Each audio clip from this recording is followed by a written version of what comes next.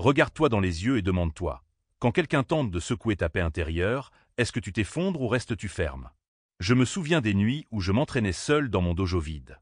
Pas de foule, pas d'adversaire. Juste moi et ma respiration. J'apprenais que le véritable pouvoir ne réside pas dans le poing, mais dans l'esprit. Comme je le dis toujours, sois comme l'eau, mon ami. Vide ton esprit. Sois informe, sans forme, comme l'eau. Aujourd'hui, je vais te montrer comment devenir cette eau, si calme, si inébranlable, que chaque insulte glisse sur toi comme des gouttes sur une feuille de lotus. Es-tu prêt à devenir la tempête silencieuse qui contrôle chaque situation? 1. Les émotions t'affaiblissent. Le silence te rend dangereux. Autrefois, je laissais la colère me contrôler.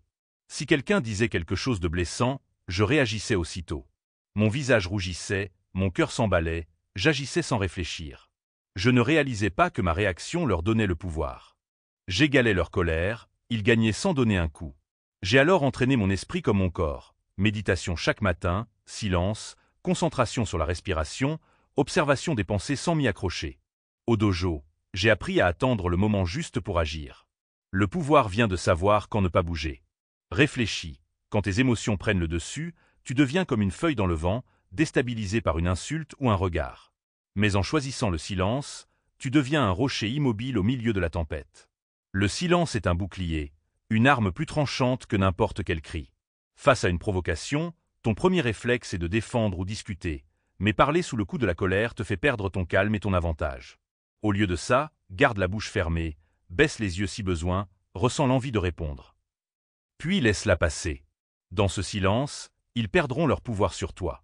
Se taire n'est pas se soumettre, c'est préserver ton énergie pour agir avec intention, non par impulsion. Quand tu parles enfin, tes mots ont plus de poids, car ils viennent du calme, non de la panique. 2. Contrôle ta respiration, contrôle la tempête. J'ai compris que chaque réaction de mon corps dépendait de ma respiration. En colère ou effrayé, je respirais court, superficiel, rapide, comme si je fuyais un danger intérieur. En ralentissant ma respiration, en la remplissant pleinement, mon cœur se calmait, mes pensées s'éclaircissaient, l'impulsion d'agir sans réfléchir disparaissait. Avant un combat ou une situation stressante, je me recentrais par une respiration profonde. Je ne courais plus vers l'adversaire le cœur affolé, je laissais ma respiration guider mon calme. Quand ta respiration est stable, ton esprit devient clair, solide, impossible à briser. Ton intérieur paisible te protège du chaos extérieur. Applique cela dans ta vie. Face à un chauffard, une critique, une dispute, prends une pause, respire, crée un espace entre le stimulus et ta réponse. Cet espace est la source de ta sagesse. Avec le temps, tu transformes ton rapport au stress. Les tempêtes deviennent brises. 3. Ils ne peuvent pas te provoquer si tu ne leur donnes pas accès. Beaucoup pensent qu'une insulte a automatiquement le pouvoir de blesser. Moi aussi je le croyais.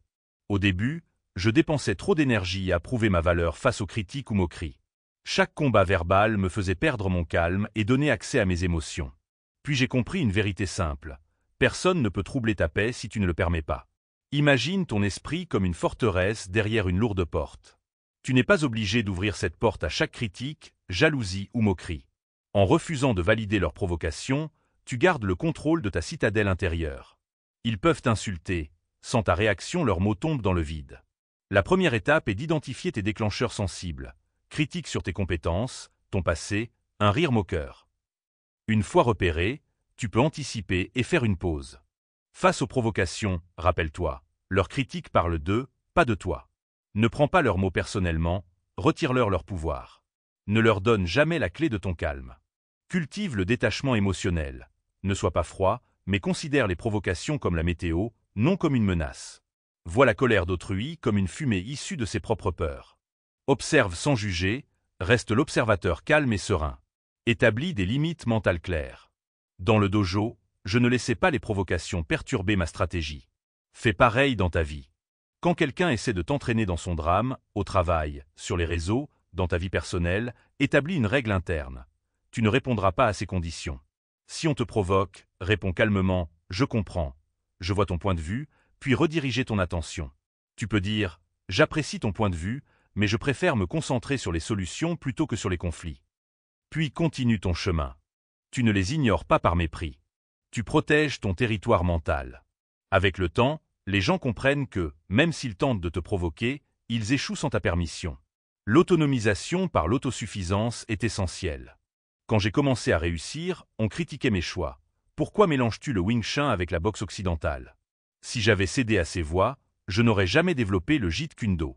Faire confiance à son jugement n'est pas de l'arrogance, c'est honorer son chemin. Quand tu écoutes ta boussole intérieure plutôt que de chercher l'approbation, tu limites l'impact des critiques. Tu restes ancré car tu sais ce que tu as traversé pour en arriver là. Et surtout, la vraie confiance est silencieuse. Pas besoin de crier pour exister. Dans mes combats, je parlais peu, mais mon calme suffisait à désarçonner. Dans la vie, ton silence devient ta défense. Ils te testeront, mais se lasseront vite quand ils verront que tu ne réagis pas. Personne ne peut te provoquer sans ton accord. Identifie ce qui t'atteint, détache-toi, refuse de jouer selon leurs règles. Cultive l'autosuffisance et incarne la confiance tranquille. Laisse ton calme parler. 4. Deviens un miroir. Reflète, n'absorbe jamais en combat, j'ai appris qu'opposer la force à la force, c'est risquer de tomber. Mais rediriger l'énergie, c'est dominer. C'est pareil dans la vie. Les gens projettent leur colère, leur frustration, leurs critiques. Si tu les absorbes, tu te charges, tu te disperses. Sois un miroir, vois, réfléchis, mais ne retiens rien. Un collègue te parle avec agressivité? Si tu répliques, tu perds ta paix. S'il te critique, visualise un miroir. Tu vois sa colère, tu ne la fais pas tienne. Reste calme, neutre, inébranlable. C'est lui qui vacillera, pas toi. Cela demande de l'entraînement. Quand la colère monte, nomme-la. Respire. Ne l'avale pas. Ne transforme pas une insulte en blessure personnelle. Rappelle-toi, sa colère lui appartient. Je choisis de ne pas l'absorber. J'ai reçu mon lot de critiques. Pour avoir mélangé les styles, rejeté les traditions. Ils voulaient une réaction. Mais je les regardais, impassibles. Leur négativité n'avait pas de prise. Avec le temps, ils ont abandonné. Ils comprenaient que j'étais un mur lisse, sans aspérité où s'accrocher. Renforce ton miroir. Crée des ancres mentales. Une respiration, une phrase, un geste. Quand l'attaque arrive, elle rebondit. Tu restes intact. Même les tempêtes verbales les plus violentes deviennent inoffensives. Tu inspires le respect par ton absence de réaction. Un miroir ne juge pas. Il reflète, sans déformer. Deviens ce miroir. Laisse venir ce qui doit venir, repars sans l'emporter. En maîtrisant ton état intérieur, tu crées une aura de calme qui désarme. 5. La discipline avant l'émotion. Voilà la vraie maîtrise. Tu crois peut-être que la force vient de la passion. Quand le cœur bat fort, quand tu te sens invincible. Moi aussi. Au début, je m'entraînais dans des élans furieux. Sueur, coups, intensité. Mais cette ardeur s'éteignait vite. La passion brûle, mais la discipline construit. J'ai compris que la vraie maîtrise, c'est se présenter même quand on n'en a pas envie. La discipline, c'est poser une brique chaque jour, malgré la fatigue, le doute, l'ennui. C'est elle qui te rend constant. J'ai instauré une règle, m'entraîner chaque matin avant le petit déjeuner, sans excuse. Même après une nuit courte ou un corps endolori. Je n'attendais pas la motivation, je comptais sur la discipline. Ce respect de ma parole m'a forgé. Quand un adversaire me voyait calme, concentré, il sentait que ma force ne venait pas d'un élan émotionnel, mais d'une constance inébranlable. Dans la vie, remplace l'impulsion par l'intention. Tu veux progresser? Fixe une mini-habitude, 10 minutes de méditation après le brossage de dents, 20 pompes avant le dîner. Même quand l'envie manque, tu continues. Tu entraînes ton cerveau à obéir à ton intention, pas à ton humeur. Prépare-toi à l'inconfort. Je courais fatigué, je m'entraînais épuisé, pour habituer mon corps à fonctionner malgré les obstacles. Le jour du combat, tout m'était familier. Fais de même. Programme tes efforts dans les moments difficiles. Tu conditionnes ton esprit à la persévérance. La discipline et l'émotion ne sont pas ennemies. L'émotion t'inspire, la discipline te porte. Ensemble, elles forment un cycle. La régularité crée des victoires, les victoires alimentent la confiance rallume la passion. Et la boucle continue. Alors si tu veux devenir inébranlable, laisse la discipline guider ta vie, même quand la passion est absente. C'est elle qui t'élève, te structure, te rend libre. Cela devient ta forteresse intérieure. Elle reste ferme parce qu'elle n'est pas construite sur les sables mouvants des sentiments, mais sur le terrain solide de l'action disciplinée et inébranlable. 6e principe. Maîtrise la pause. C'est là que réside le pouvoir. À chaque instant de la vie, d'une dispute animée à une décision importante, tu te retrouves à un carrefour. D'un côté, l'impulsion, ce feu qui te pousse à agir sans réfléchir.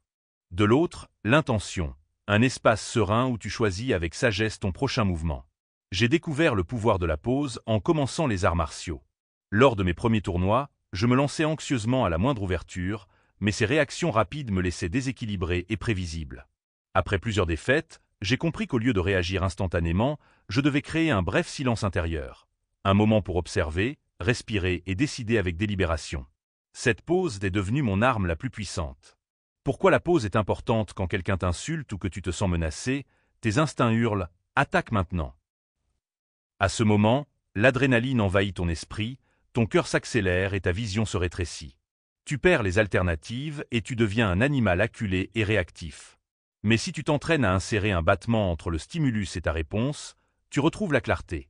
Cette pause n'est pas une hésitation, c'est une préparation stratégique.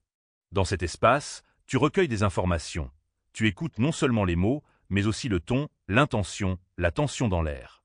Tu ressens ton rythme interne et, avec ces données, tu choisis une action qui sert ton objectif, pas l'émotion.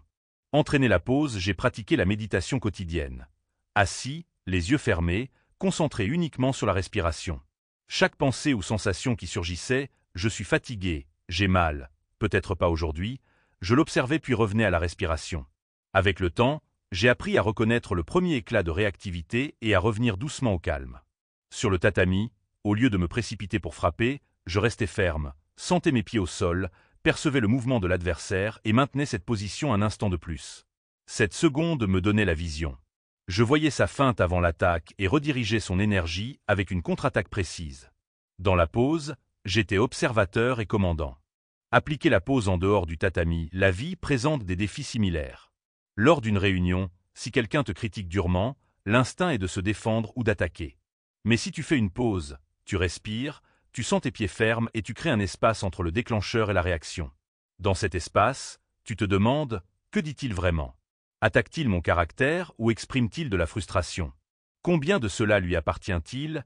Combien m'appartient-il » En restant ferme, tu évites d'être impulsif. Au lieu de répondre avec colère, tu réponds calmement « J'entends ta préoccupation. Voyons comment la résoudre. » Ce changement dissipe la tension. Il montre le contrôle. Au début, ils peuvent insister, mais le silence serein les fait reconsidérer. Profiter de la pause dans les décisions, même face à des opportunités positives, la pause est clé. Tu reçois une offre excitante et veux accepter immédiatement. Mais en t'arrêtant, évaluant les risques, consultant tes valeurs et visualisant l'impact, tu évites les erreurs impulsives. J'ai appliqué cela en intégrant de nouvelles techniques. Je ne suivais pas la mode, mais ce qui correspondait à ma philosophie, mon efficacité et ma simplicité. Ce n'est qu'après la pause que je décidais. La pause me donnait confiance. Mes choix étaient pour mon but, pas pour la mode. Approfondir la pause avec une encre physique pour la renforcer sous pression, j'ai utilisé une encre, ma posture. En entraînement, genoux fléchis, pieds à la largeur des épaules basses, regard droit devant. Quand je sentais mon esprit s'emballer, je retournais à cette posture. Sentir le poids distribué m'ancrait et me rappelait de respirer et d'observer. Tu peux créer ta propre encre. Poser fermement les pieds, serrer les doigts ou mettre les mains sur la poitrine. Pratique de revenir à cette posture au calme. Avec le temps, sous stress, l'encre te rappellera de faire pause. Quand la pause devient instinct pendant un combat, mon adversaire m'a acculé et a lancé une rafale de coups de pied. Avant, j'aurais égalé la vitesse, risquant de m'épuiser. Cette fois, j'ai ressenti la tension, je suis revenu à mon ancre, pied ferme, respiration stable, regard doux. À cet instant, son schéma s'est révélé. Il bougeait les hanches avant chaque coup de pied. J'ai guidé sa jambe et lancé un coup précis qui a mis fin au combat. Le public a été surpris non pas par le coup, mais par le calme qui l'a précédé. Ce calme, cette pause, c'était mon pouvoir. Dans la vie quotidienne, tu ne fais pas face à des points, mais à des coups de pied émotionnels. Délais, disputes, tentations. En maîtrisant la pause, tu agis délibérément. Tu ne réponds pas à un mail critique avec colère, mais tu respires, relis et rédiges un message qui calme le conflit. Tu ne t'attaques pas à un être cher blessé, mais tu réponds avec compassion après la colère. Exercice pour renforcer la pause 1. Respiration consciente plusieurs fois par jour, programme 30 secondes. Ferme les yeux, pose la main sur la poitrine et concentre-toi sur la respiration. À la fin, observe ta posture et ton esprit. 2. Identification des déclencheurs, tiens un journal. Note quand tu réagis impulsivement, ce qui a déclenché ta réaction et si tu as fait une pause. Tu verras des schémas et sauras où pratiquer davantage la pose. 3. Pratique de l'encre. Choisis une encre physique. Pieds posés, doigts sur la poitrine, paumes sur les cuisses. Sous stress, adopte cette posture et respire profondément. Entraîne-toi au calme pour que cela devienne automatique sous tension. Le bénéfice à long terme avec la pratique, la pose devient un réflexe. Tu ne sursautes plus ni ne réagis sans réfléchir. Tu restes ferme, respirant, observant, décidant. Les autres perçoivent ce calme comme une limite. En réunion, en relation ou sur les réseaux sociaux, tu gardes de la place pour la raison tandis que d'autres explosent dans le chaos. Ce calme, né de la maîtrise de la pose, est ton vrai pouvoir. Souviens-toi, la pose n'est ni faiblesse ni hésitation. C'est un choix conscient pour reprendre le contrôle. En la pratiquant, tu ne te laisses plus emporter par la marée émotionnelle. Tu deviens le noyau serein qui dirige le courant. Ne réagis à rien, et dans ce silence tu seras invincible. Ma conviction s'est renforcée. À chaque répétition, je posais une pierre de plus dans les fondations de ma forteresse. J'ai développé des pratiques quotidiennes pour renforcer ces murs. La méditation est devenue ma pierre angulaire. 10 minutes à l'aube, assis en silence, observant mes pensées sans les juger. Lorsque le doute ou la culpabilité surgissaient, ai-je assez entraîné? Suis-je toujours pas assez bon? Je faisais face à ces pensées, je les reconnaissais et je les laissais partir. Au fil des semaines et des mois, le dialogue intérieur négatif perdait de sa force. La voix du doute s'effaçait et grandissait une certitude tranquille. J'étais engagé sur mon chemin, peu importaient les opinions. L'entraînement physique fut aussi vital. Chaque pompe, chaque forme, chaque combat était une leçon d'autonomie. Quand mes bras tremblaient et que mes poumons brûlaient, je me rappelais que l'inconfort était temporaire, mais la force durable. Surpasser la douleur selon mes propres termes, sans chercher les applaudissements, construisait une résilience intérieure. Cette résilience devenait les briques de ma force mentale, la preuve que je pouvais supporter la difficulté sans céder. Choisir où porter mon attention fut crucial. Le temps et l'énergie mentale sont limités. Si je me concentrais sur des critiques insignifiantes ou sur des comparaisons constantes, j'affaiblissais mes défenses. Au contraire, j'investissais mon esprit dans la croissance, étudiant la philosophie, explorant les arts martiaux, pratiquant la pleine conscience. Quand circulaient des commérages sur mes méthodes peu conventionnelles, je souriais intérieurement, sachant que mon énergie était dédiée à construire ma force, pas à nourrir des rumeurs. Comme une forteresse perchée, je contemplais le murmure sans le laisser entrer. Une autre leçon fut d'embrasser la vulnérabilité. Cela peut sembler contradictoire, mais reconnaître ses faiblesses, c'est comme renforcer une brèche cachée dans son mur. Très tôt, j'ai admis ma peur de l'échec. Au lieu de la cacher, je l'ai affrontée. J'écrivais dans un journal mes moments de doute, analysais la peur et élaborais des stratégies pour la surmonter. Nommer la peur lui enlevait une grande partie de son pouvoir. Parfois, je cherchais conseil auprès d'amis ou de mentors, qui offraient une perspective sans jugement. En abordant ces fissures, je m'assurais qu'elles ne deviennent pas des abîmes capables de faire tomber mes défenses mentales.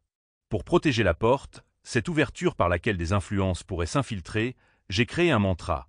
Je choisis ma réaction. Chaque fois que quelqu'un tentait de me provoquer, un jugement, une rumeur ou un compliment insincère, je me rappelais que seul moi décidais comment répondre. Les paroles gentilles ne gonflaient pas mon ego, les paroles dures n'abattaient pas mon esprit. Je les évaluais, les utilisais comme retour pour m'améliorer ou les laissais se dissoudre. En affirmant ce choix, je contrôlais la porte. Je ne laissais pas entrer chaque souffle de vent. Au fil des années, des influences ont tenté de faire tomber mes murs. Des critiques qualifiaient mon style de trop fluide, peu traditionnel. Des adversaires me provoquaient avec des insultes avant un combat. Certains amis questionnaient ma philosophie d'être comme l'eau. Avant, ces moments m'auraient secoué, me poussant à douter ou à me défendre. Mais ma forteresse restait solide. Leurs attaques glissaient car je faisais confiance à mes fondations. Je me concentrais à affiner ma technique, étudier et polir mon caractère. Tandis qu'ils me poursuivaient dans le ring ou débattaient, je restais centré, intact par leur négativité. Toi aussi, tu peux construire ta forteresse pas à pas, clarifier de valeurs. Écris-les et rappelle-les-toi. Réserve du temps pour l'autoréflexion, médite, écris un journal ou simplement observe tes pensées. Crée aides d'encre physique ou mentale, posture, mantra ou respiration qui te ramènent au centre. Affronte volontairement de petits inconforts, coupe les réseaux sociaux, prends une douche froide ou une conversation honnête. Observe comment ta capacité à gérer le stress grandit. Entoure-toi de personnes qui respectent tes limites et te défient d'avancer, pas de celles qui te vident d'énergie. Avec le temps, ces habitudes se renforcent. Ta conscience de soi s'affûte, ta résilience grandit et ta paix intérieure devient la base de tes réponses. Rappelle-toi, une forteresse construite sur du sable s'effondre avec la marée. Une forteresse bâtie sur une pierre solide, formée par des actes répétés d'autodiscipline, d'introspection honnête et d'engagement, reste ferme pendant des siècles. Quand aucune opinion, échec ou revers ne peut ébranler ton noyau, tu deviens imperturbable. Tu entres dans n'importe quelle pièce ou défi sans te laisser emporter par la peur ou les louanges. Les gens remarquent ton calme. Ils essaient de te provoquer, mais tu es une montagne immobile face au vent. Dans cet état suprême de force intérieure, tu contrôles chaque situation, non par la force, mais par la solidité inébranlable de ton esprit. Ne réagis à rien, et tu verras à quel point tu deviens puissant. Tu as maintenant cette principe, cette façon de transformer insulte, défi et tempête en opportunité de rester ferme. Les émotions ne te contrôlent pas. Le silence est ton bouclier. Ta respiration, ton encre. Tu refuses aux autres les clés de ta paix. Tu réfléchis sans boire le poison d'autrui. Tu choisis la discipline plutôt que la passion passagère. Tu embrasses le pouvoir de la pause et bâtis une forteresse si forte qu'aucune tempête de doute ne peut t'emporter. Cela peut sembler extraordinaire, mais tout voyage commence par un seul pas. Tu n'as pas besoin de maîtriser ces leçons du jour au lendemain. Commence par observer tes réactions. La prochaine fois que quelqu'un essaiera de te provoquer, fais une pause et respire. Ressens comment ce petit espace te rend le contrôle. Exerce-toi à ne rien dire quand ton ego hurle de parler. Regarde comment ton calme frustre le critique plus que n'importe quel argument. Chaque jour, tu renforces tes murs, brique par brique, respiration par respiration, instant par instant.